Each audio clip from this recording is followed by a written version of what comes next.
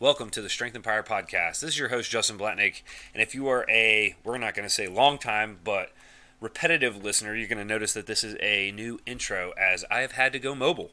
And this is now on a laptop. I'm reusing a laptop as a mobile recording studio. So if there are some issues with this, please bear with me and we'll do the best we can. So the reason being is this COVID-19, coronavirus, whatever you want to call it, situation has not treated me well. Right now, the gym is closed, and that's where my quote unquote, air quotes, podcast studio is set up.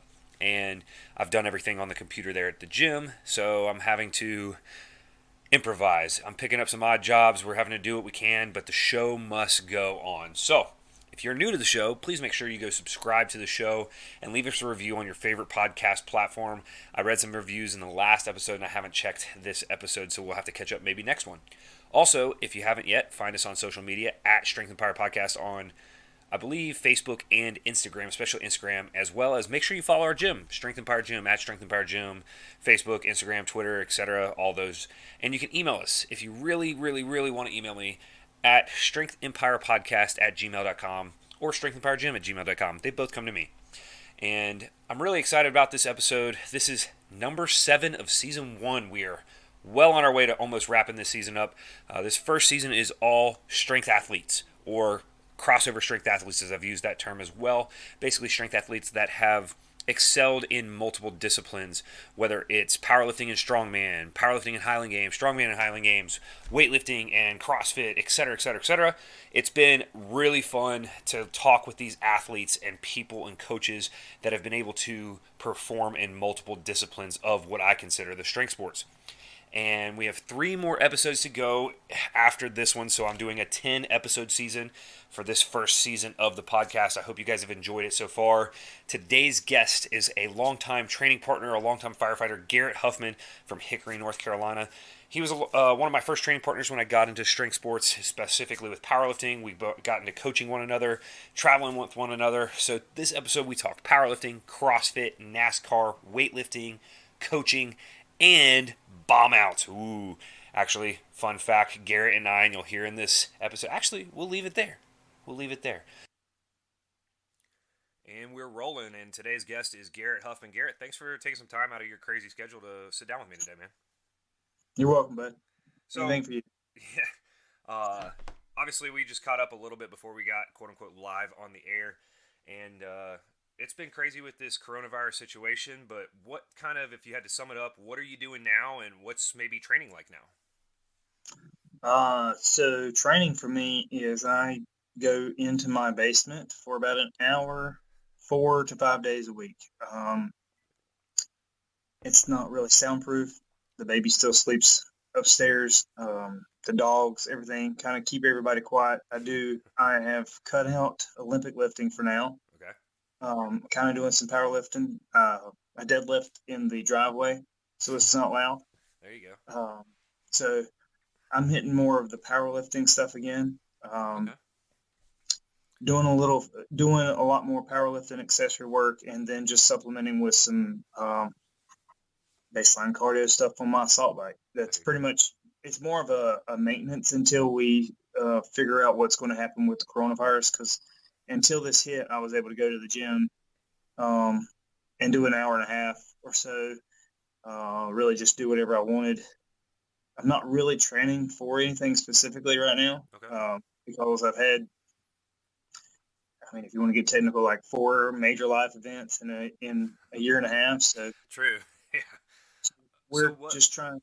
So what are you doing now for work? Like, what's So, quick? How do you describe what you're doing for work? so a year ago, I was a deputy fire chief for a small town fire department, but I, on February 17th, became the emergency management coordinator for Alexander County in North Carolina. Okay. Um, So what's that kind of? How's that big differ and change? What's your life changed like because of those 2 different jobs? so spending over a year in an admin position, even though I was still part of the firefighting force. So I spent a lot of time doing admin work and learning the ins and outs of government and procurement expenditures, Okay. FEMA, all that stuff. And I've had this inkling in burning for a long time that I wanted to be ever since I was probably 18. I remember telling someone that I wanted to be the fire marshal in Alexander County. So the fire marshal's position is still occupied, but the assistant fire marshal's position came open, as well as the emergency management position. Okay. So it is a combined position. But most of what I do on a daily is emergency management based. So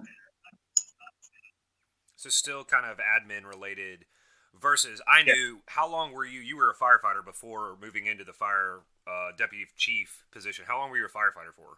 So I was a firefighter at Hickory for 11 years, city of Hickory. I worked up from a backseat firefighter to a driver operator and eventually a fill-in fire officer, a fill-in captain. Okay. So being a fill-in, I learned a lot of the duties. I finished a degree in fire protection technology, and then a secondary degree in emergency preparedness technology. Mm-hmm. So I've got 2 associate degrees. Okay. So I kind of learned that I wanted to do more of this stuff, and got a lot of the fire officer stuff out of the way. I've got a North Carolina Fire Officer 3 certification.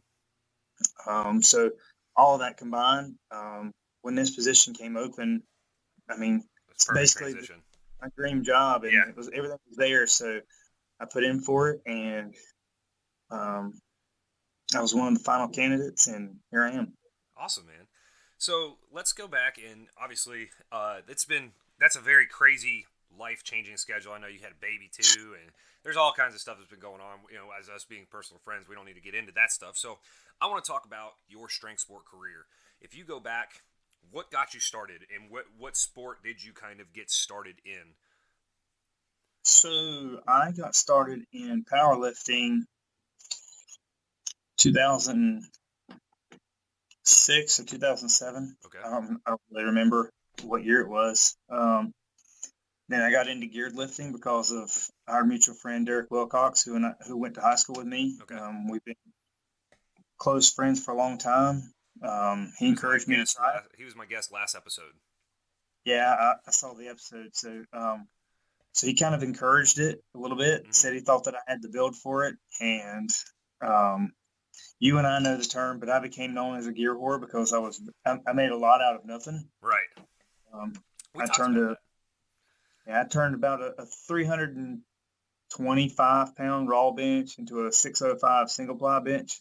So a lot of people who know those numbers know what that means. Yeah.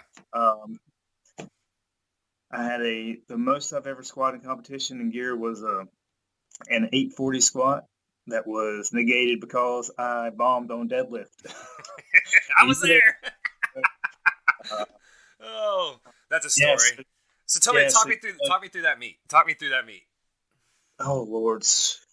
So obviously I bombed on the day before. God, it was such a long week. You and I traveled together, and in the tiniest car I've ever been in. Yep, we decided. Yep, we borrowed my mom's Ford Fiesta. Yep. We traveled, just the 2 of us. Nobody wanted to come handle nobody, or it wasn't that they didn't want to, so they couldn't. Everybody was busy. So we just decided to hell with it. We're going to go anyways. We paid. It's the first time that the XPC was held in Columbus the week of the Arnold, and we both made it in. So we said, why not? Let's do it. I remember barely making weight at a 181. I don't cut weight. You know that. Most people know that who know me. I just usually, if I cut, it's only like 3 or 4 pounds. Yeah, it's really nothing big. And we kind of poorly planned. I don't know what happened, but I remember being super nervous about not making weight, and we cut the night before in the bathroom. We did some. I lifted on separate days, so I did everything a day before you, and it could have been that damn sushi and water you drank the day Friday you lifted on Sunday. I lifted on Saturday, and I'll never forget this. I've never wanted a glass of water more in my life. when I cut weight that Friday, and we were at the Arnold. We were walking around, and obviously I can't eat anything that all the supplement companies are giving out and everything. And then we go to lunch, and we go get you got sushi, but there's a fucking glass of water sitting there, and I was like, I didn't even want the sushi, and I love sushi. It was like that stupid glass of water drove me nuts, but. I cut that day, and then you handled me the day before. Well, you weighed in on Saturday because we went and you weighed in, and then we went to the meet, and then I Yeah. bombed, and then you cut that night. We basically traded places, and then I mean, you squatted like a monster, man. That's an awesome Yeah. squat. I lifted fine. I made all 3 squats. Opened at 775, I think, Mm-hmm. and then hit 805, which tied my PR. Mm-hmm. And I said, "The hell with it." I needed 8. I needed certain numbers to Beat people. to hit. Yeah, to hit it. I think it was. I think I was aiming for a 2 grand total, and I wanted the number one. I wanted the number one spot at the time, the number one spot for 181. So I knew I needed an 840 squat, and I went for it and got it. I remember being so jacked up after you got that. I was like, "This is gonna be it. This is the day. It's I, gonna happen." I thought I thought it was it. Then let's see. Then it was a long wait before bench, Mm-hmm. and then it kind of got rushed. Luckily, I had a plan for a short warm up. We attacked it pretty well. Um, I made my first bench. I don't remember what it was, and missed 6. I guess it wasn't technically 605. Something around there because of the kilos or whatever. It was something around that. Yeah. I think it was like 602 or something. So I added another kilo to make it 605. And I got it on the third attempt. I remember benching in a single ply, and everybody thought I was crazy for taking more than 3 times my body weight on a single ply bench. Uh, Hit it, and I thought it was the day. I thought I had everything made, and then on deadlift, I screwed up royally, and I got the conversion wrong on the kilo chart, and thought I was opening in like the mid fives, and turned out to be opening at like 600. And I think my all-time PR in gear was 635. So I went for my first pull and threw up all over the place. Brian, Brian Carroll may not remember this, but he specifically started laughing, pointing at me Oh yeah. Oh dude, from. I remember I went out. You were starting to feel it in the warm up room. Like it was one of those like you didn't know what was happening. You couldn't get tight in your last warm up, and we're like, well, good luck. And I went out to the head judge and go, you might want to back up a little bit. Sure enough, you come spewing about just above your knees too. It wasn't like it wasn't like you didn't get it. It was damn close. Yeah, so I reattempted, and I think on the second attempt, I was so mentally unprepared to pull that I think I barely got it off the floor. Started feeling like crap even more. I knew there was no way I was going to get a third, so I said, you know what, it's over. Yeah. So I withdrew. Yeah. Was that your last competition? That was the last powerlifting competition I did. So Same with this guy. So uh, ended on that bomb out. Um, so you got into it's geared lifting. What was training like? Like when you started out with powerlifting, you were powerlifting raw, and then how did that evolve, and how did you get into geared lifting, and what did that even look like? Was there a big change there? so the group of guys that I started training with, all of them were already training in gear. Mm-hmm. Uh, and Derek was the one that referred them to me, and I had been training at the same YMCA as them when we were allowed to train there. And he introduced me on a Sunday to him, and probably 4 weeks later, I was in briefs that Derek had given me.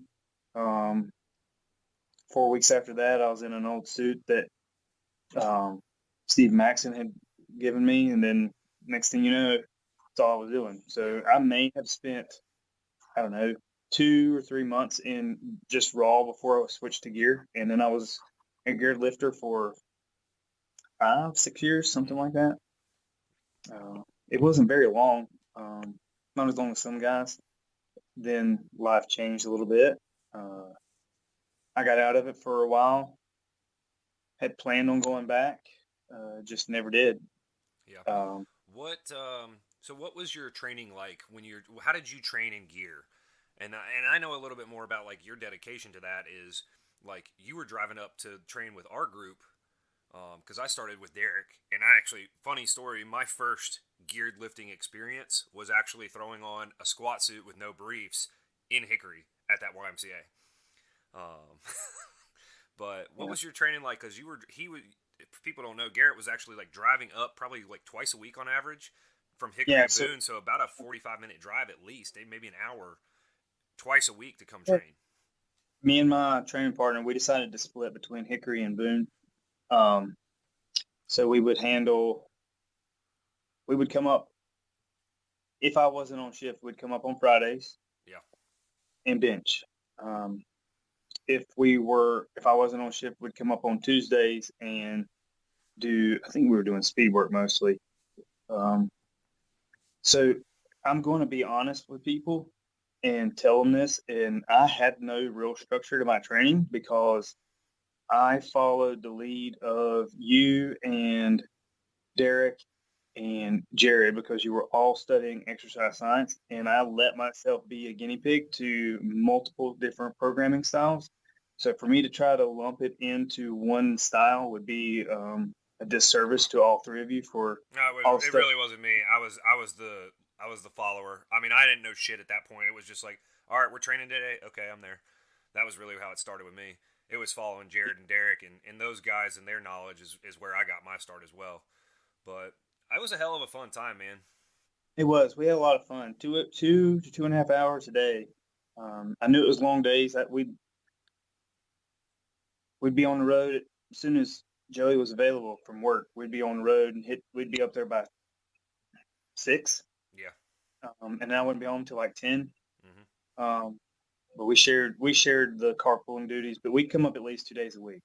We'd everyone would modify based around my work schedule, Yeah. which helped a lot. I was still doing most of my gear squatting on Sundays in Hickory, and basically because of my schedule, what I would do is I would squat one week in briefs only, and then the next week in full gear. Okay. And then on my Sundays off, I would kind of do some raw stuff at work, um, more of a deload. So I got more deload than a lot of people did, I think, because of the way my work schedule was. Yeah. I guess not more of a deload, but I could alter my training in the other days. I could pick up the intensity and the volume, where a lot of guys couldn't because they were so consistent and they had a set cycle. So I designed my cycles modified from what Jared or Derek would give me, and I would modify that to fit my work a day off 2 day schedule. Gotcha. What And What do you uh, think led to you being so good in a bench shirt? appendage lengths. So nothing anybody can train for. No, right. Biomechanics, physiology. Yeah. A lot of people don't. After my time in powerlifting started to dwindle. So what happened was I got an opportunity to coach high school football Yeah. and decided to take off from the geared lifting so I could do that. And I got to I got to teach a whole bunch of kids how to lift. Right. And I started to notice a lot of the stuff that was being said to me, why it made sense from your aspect. So I was I was educated by osmosis, and I used everything I learned from my time on the mountain with everyone to then develop training programs for a bunch of kids, and we went from a team that could never make the playoffs to a perennial conference power in like 3 short years. And from there, the school just kind of stayed a top two team in the conference. Yeah. I remember And that it's been time when you were going through that, when you first took that job, and we had lots of conversations on, how do I do this, how do I do that with these kids, and I mean, it definitely molded my abilities as well as a coach, is having to problem solve when it was early in my coaching career to help answer those questions for you as best as I could from like my exercise physiology standpoint. yeah.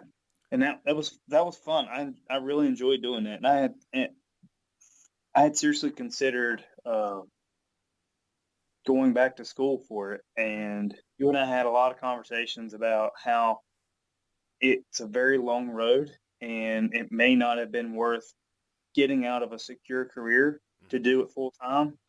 So I decided to just do it part time, which led me to after coaching, I started doing pit crew stuff, Yeah. and the need for speed was you couldn't get it just from powerlifting. Mm-hmm. So I started to do some things that I did not realize were CrossFit, as that's what people know it as. Okay. It wasn't called CrossFit quite yet, but I was starting to learn those things. I started inquiring about Olympic lifting. I knew you had started doing some because you had just graduated about that time and you were starting to work with people. You had Justin Lovingood who had been training at Attitude Nation, and I was like, I need this to get better at my jobby. Mm-hmm. So to get better at working around hold on, that's my alarm. Very good. To get around stuff when you got a car coming in at 50 miles an hour, how to move quickly. So I got a lot of work done in 13 seconds. So yeah, you're kind of evolution right now as you kind of went from geared powerlifting, and then is this kind of that flow into, all right, you were coaching and then got into, the pit crew stuff, and you did that pit crew stuff for about a year and a half, right? And I did two full two years full and years. then uh, about a half a season Okay. Two whenever and a I half. met Cherokee. Yeah. And with her in my schedule, and we just didn't, it wasn't, I made a decision that was better to be a family man Right. and get to her and not do something stupid. I hear you. Because again, a car at 50 miles an hour wasn't smart whenever you wanted to have a family and kids. Sylvie wasn't born yet, so I was trying to make a decision about what I wanted for the future. Yeah. If I had gotten hurt, I could have lost my full time career, and I didn't want to make that kind of decision whenever I was single. I didn't care, but Yeah. The reward no longer was worth the risk there. I get you. yep. What? So you were training CrossFit and you started making it into Olympic lifting, or like kind of talk me through that. I know you had both those sports kind of have evolved over the past. Shoot, it's probably been at least 5 years now. You were coaching CrossFit, you've coached weightlifting, you've competed in both. What kind of came first, and how did one lead to the other? So it kind of all happened kind of at once. Mm-hmm. Knowing that I needed to get some Olympic training and to be better at it, not just do it haphazardly and lift as brute force as possible. I went to CrossFit Hickory where I knew there was at least one person who could teach me in Hickory. And I trusted Kent Stamey, who owned CrossFit Hickory, because he had qualified for regionals a couple times. And at 46, 47, whatever he was, however old he was at the time, he was a pretty strong little dude. Um, he was snatching 100 kilos and could clean and jerk about 140 at his age with no proper training. Yeah. Just what he had learned from watching hundreds of hours of YouTube. So I went in to talk to him about that, and he tells me that he's trying to get into the fire service, and wanted me to help him get stronger for the fire service, ironically. All right. So I made him a deal. I said, all right, I'll help you if you help me. And then before I knew it, he was asking me to help coach classes, and I was working with his kids' classes because I had some experience with kids. Right. I started working with his other classes, and then next thing you know, I'm working there pretty much part-time, and that's how I met my wife. A mutual friend of ours who was working out at CrossFit. She came to him about a job And he said, well, I don't really have anything opening, but I know you like to train. You should go meet my friend Garrett. And so that's how I met my wife. Rest is history, huh? So Okay. thank you to Frankie if he gets to see this. Yeah. Well, I hope so. Well, I'll be listening to it because I'm not putting this out in video format. Oh, That's way too above my head. oh, So you got into competing in weightlifting as well, and you competed in CrossFit. So talk to me about what your training was like when you're gearing up for those type of competitions. so because of a lot of the stuff that we did in Boone, working on energy systems and recovery based protocol, I kind of learned how to manage the CrossFit style competitive workouts. Mm-hmm. Um, I knew where I could make up time when it came to being competitive. So I kind of took a shot in dark and went and did a firefighter only competition in Atlanta. And I guess essentially I was the 20th fittest firefighter in the country Yeah. based on that competition. And then that was the first competition I did. And I'll be honest, I wasn't really sold on competing. But because I was competing against other firefighters, I kind of started to like it. Oh, okay. Um, I think that was the first time that I really enjoyed the competitive aspect of it. Before I was just doing it to be better at all the other stuff. Um, but learning a lot from people in your field prior gave me an advantage that most people who come into CrossFit don't have. Yeah. And that's just it's not just exercise for time. Yeah. We had. When you Go ahead. as exercise for time or exercise for competition, then you're going to fail. Mm-hmm. You have to be coached. You have to be led. You have to be corrected. You have to be informed. And a lot of people in those earlier years of CrossFit, I mean, earlier years, I'm saying like 5 years ago, before the real boom happened, Yeah. right when it started to really pick up, and that was a change for me. I'm not gonna lie. I never thought I'd like to compete, and I kind of did. Um, most of the competitions I did after that, though, I did partner competitions, um, myself and charity or a friend here and there, but mostly just working out with other people. Right. It's not you don't really. That's the one thing about CrossFit competitions that I think a lot of people don't see is all the other sports are individual. Weightlifting is an individual sport. Powerlifting is an individual sport. Highland Games is an individual competition. Even the MAS wrestling that you do is an individual competition. So team CrossFit competitions are the only strength Yeah. sport, quote That unquote. brings on team. Yeah, that gives you a little bit of a team aspect, Mm-hmm. and that's why you see most people who throw competitions have gotten rid of the individual stuff. Yeah. It's just kind of gone away from that, and even the best in the business have either completely switched to team competitions or they've gotten out of the sport because as an individual, it's not as fun to compete as an individual in the sport. So, but still liking the strength sport. I based most of my training around my Olympic lifting. Mm-hmm. That's where I really, really enjoyed learning how to get strong again. Um, it was definitely different. Yeah. So, So what to what point did you get in Olympic lifting? Have you qualified for anything big? And then what are your best numbers that you've hit? so I have qualified for the American Open before I qualified in the year before they went to the way it is Series. now. Yeah, yeah, With this, I just didn't have the money or the time to travel to Florida in December. yeah. Mm-hmm. Um, so I didn't go. I didn't. I've qualified for the series twice and just have Yeah. never had the time. Whenever I train, I usually can only train for a competition once a year.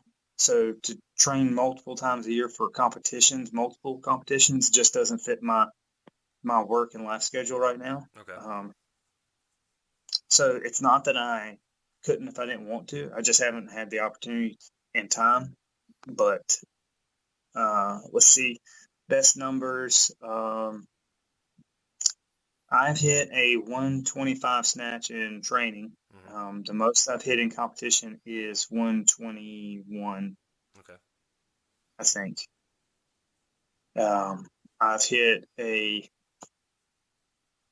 in training. I've hit a 155 clean and jerk. In competition, I've hit 150.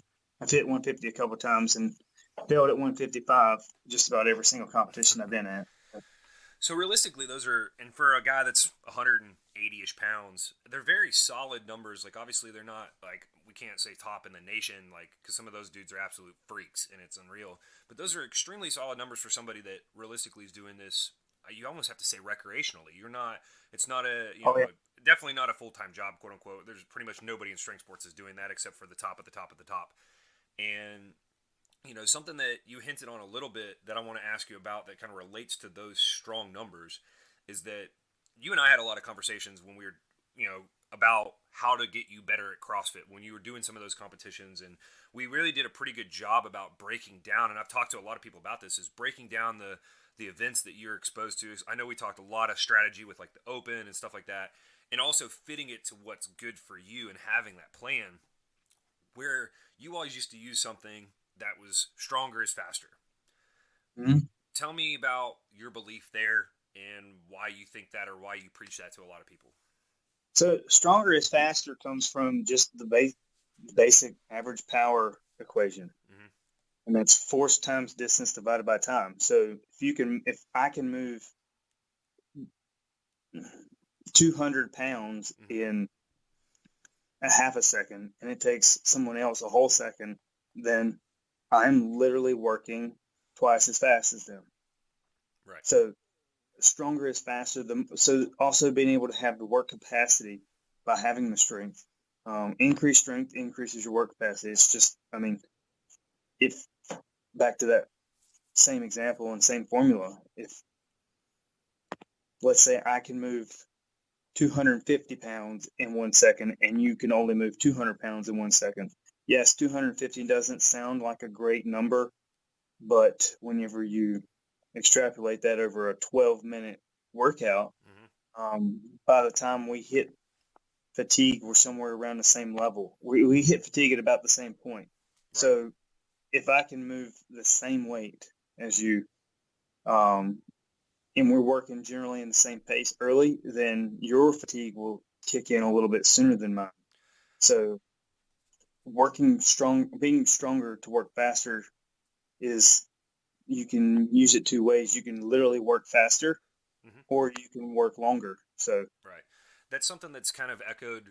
It's something that I didn't expect. I guess I have a learning experience as this podcast has kind of gone along, and this is the season. You're in my season of what I call crossover strength athletes, as somebody who's excelled in all these different strength sports or whatever you want to call them in their different regards to some degree.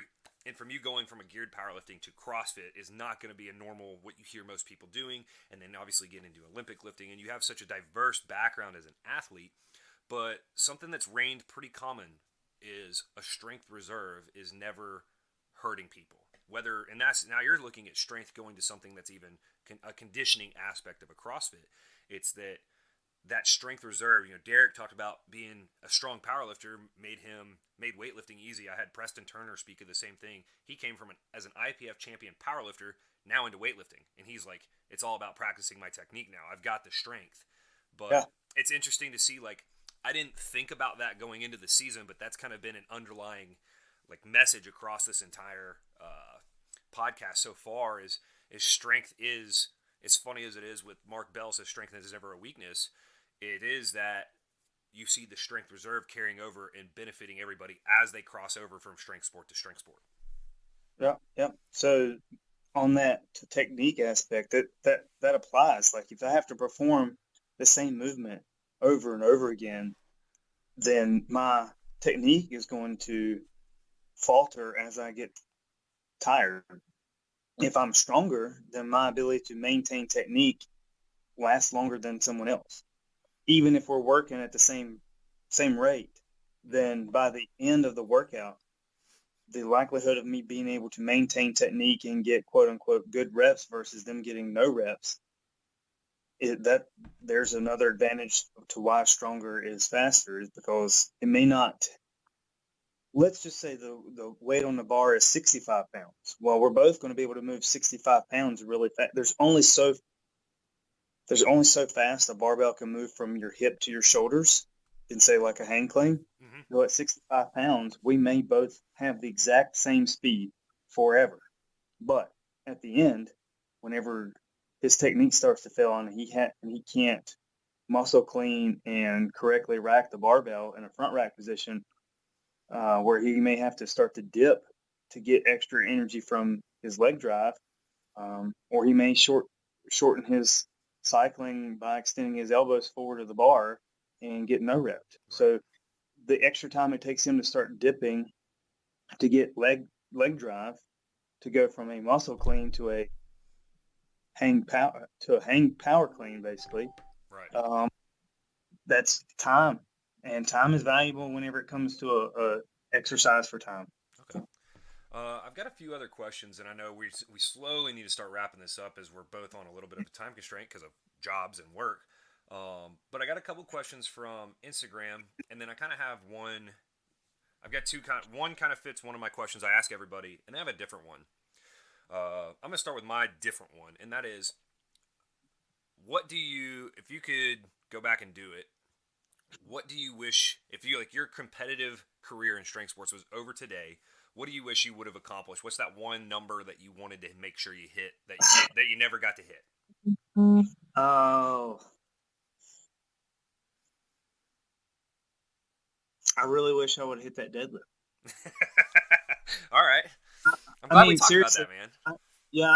I think about that all the time. I did not know that was going to be my last meet. Yeah. I fully expected to start training, go home and start training, 8, 9, 10 days afterwards. And I did, but I expected to set a new goal, to come back, learn to be better at deadlifting. I had already mastered the other two movements comparatively. My deadlift did not compare to a lot of guys in my weight class. My bench and my squat numbers carried my total, and my deadlift was always an afterthought. So learning to have deadlifted better and hit that one number, that's definitely the one that stands out the most. Gotcha. It wasn't a PR. It wasn't a PR by any means, but it wasn't that it wasn't a PR. It was that one lift.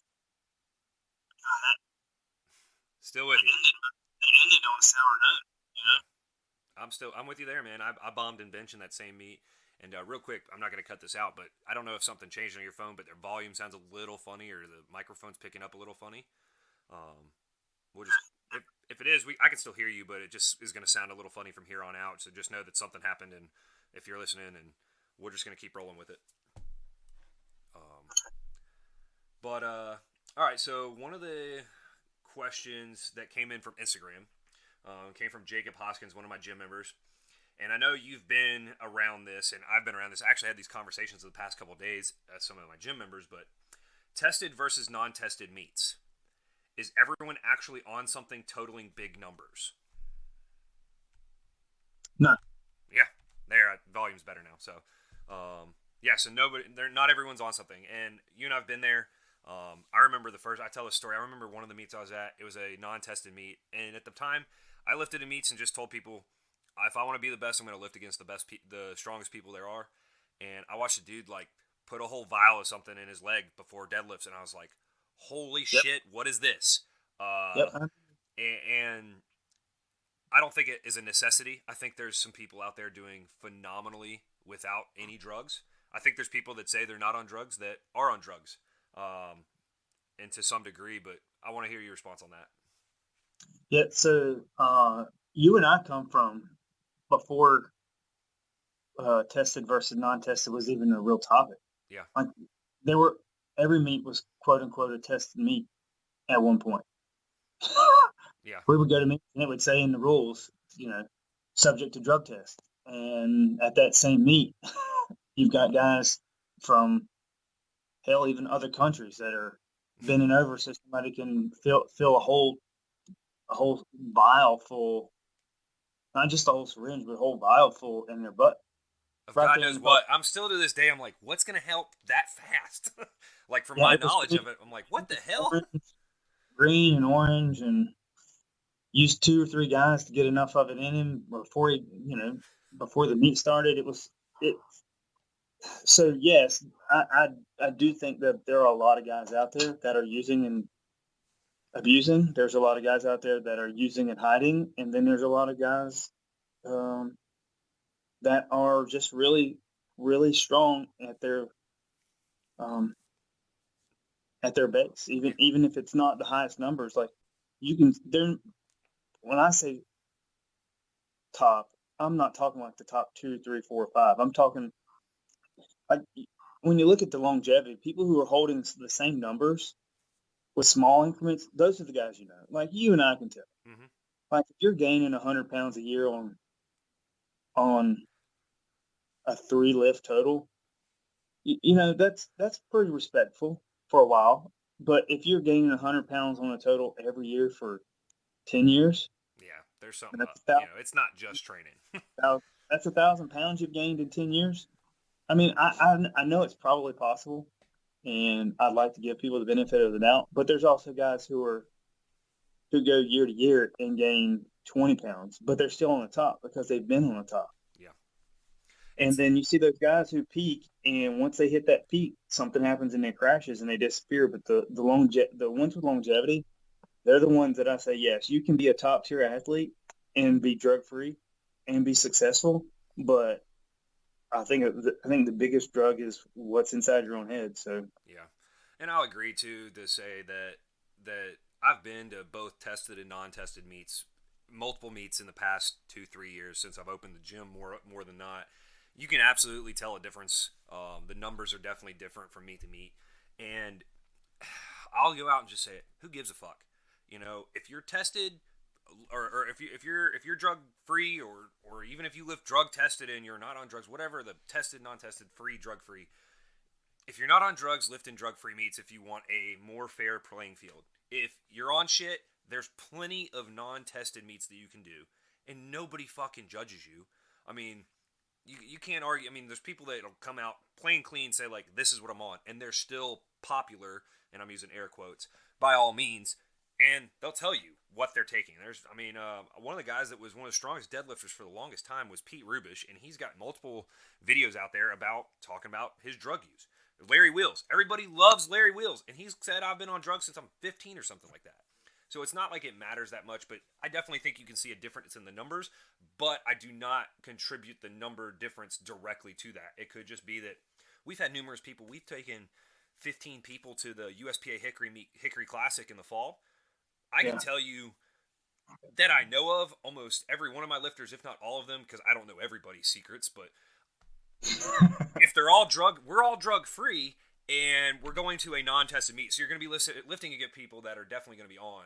So it's not like it doesn't make a difference. We're still going to lift, and we still have people beating other people. And like the people that I know that are doing really well at that meet, I'm like, I know who's drug free. And so if they're still beating somebody on drugs, it doesn't have to be make the difference there. Um, but yeah, so that's I don't know everybody's. People might be keeping shit from me. I know most of my lifters that are drug free still are lifting in both type of meets, and it doesn't make too much of a difference when you're just strong. yeah, I agree. So I don't care if people use it. It doesn't affect me personally. Yeah, The only person who affects my numbers is me. So I don't know why people get caught up in chasing other people's goals, because that's what it is. That person has a goal to be a 3,000 pound total lifter. Then why are you chasing 3,000 pounds if you haven't even reached 1,800 pounds on your own? yeah. So The don't get thing caught up.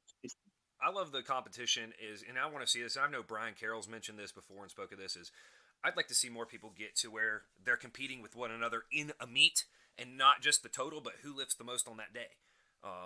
Especially if you're close to somebody. So we have a couple guys in the gym right now that are kind of talking a little smack of who can get to a 1,500 pound total first and stuff like that. So that's what I like to see is, hey, maybe you're going, because you were doing it even at that XPC meet. there was some shit talking back on what was called outlaw powerlifting for those that really want to get into some good shit talking for powerlifting, the message boards. But it was great because it drove competition when you're talking smack that, hey, I'm going to lift at this meet against you. And it wasn't a drug-free drug question. It was just like, we're going to lift against each other and try to beat one another. But yeah, so that's that question. And then this next question actually is the question I typically ask everyone. That's one of the hardest questions to ask, but one of my favorites. And this is from Harrison Little, who that motherfucker's strong. But Harry asked, what are the top 3 things you would have changed in training in the past? So I always ask that, with what you know now, what would you have done differently?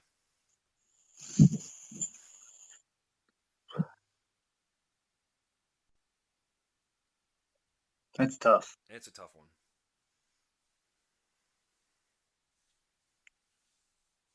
So the reason why that's tough is because I feel like there's way more than 3 things. Yeah. Oh, so you're a little bit different. Because like Derek, for example, was like, I wouldn't change anything because it got me to where I am. But I'm one that I would definitely talk about changing different things as well. Well, even if it's not 3 things, what's just one thing that comes to your mind that you would have done a little differently? Let's say training for geared powerlifting. Training for geared powerlifting. So this one's going to catch people off guard. All right. So, even though I had a lot of success traveling back and forth and training with 2 different crews, find a home. Yeah. Don't be a journeyman. Whether you like the people you train with or not, stick with a group of people. Okay. Learn to be their rock and let them understand that yes, you're there for you, but you're also there for them because training alone sucks. Yeah. Training alone really sucks. And I'm saying that because that's where I lost it. Like, that's what happened. I ended up having to train alone. Because Jared graduated and moved, Derek graduated and moved, Travis moved. I lost my training partner. He went through some personal things, and I lost him. I tried to go back to the old group, and things weren't the same. Mm-hmm. I was seen as an outsider and not part of the group. And I didn't realize I was an outsider when I was only training 2 days a week with them. But when I went back to 4 days a week, I could tell that it wasn't the same. And I neglected every single one of those guys that I trained with because I thought it was about something that it wasn't about. Gotcha. That's pretty profound, man. I really like that. And I've done the same thing a little bit with people here in Charlotte. The people have talked to coming to my gym, and I've directed people to go to other gyms. As dumb as that is, as dumb as a business move that is, it's an integrity move. And I've told people, hey, you live 3 minutes from this gym, and you're driving an hour to me, and I'm like, I'm all for having you, but let's look at the grand scheme of things. Like, this gym is very similar to mine. Go train here. Whether it's been a good or bad thing, it's that integrity move that I've tried to have, pushing people to the right place.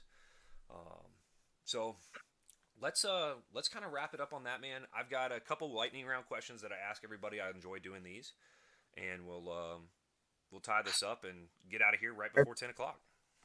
All right, let's go. All right, what's your favorite food? Pizza. Pizza, easy. That was easy.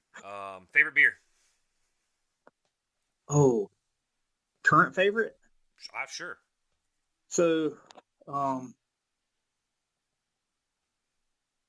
don't know what a current favorite is. My favorite brand, I'm a fan of the new Sarm out of Salisbury. I like everything they make. Whatever their current batch is what I'm buying. Awesome. That's a North Carolina local beer, so that's good.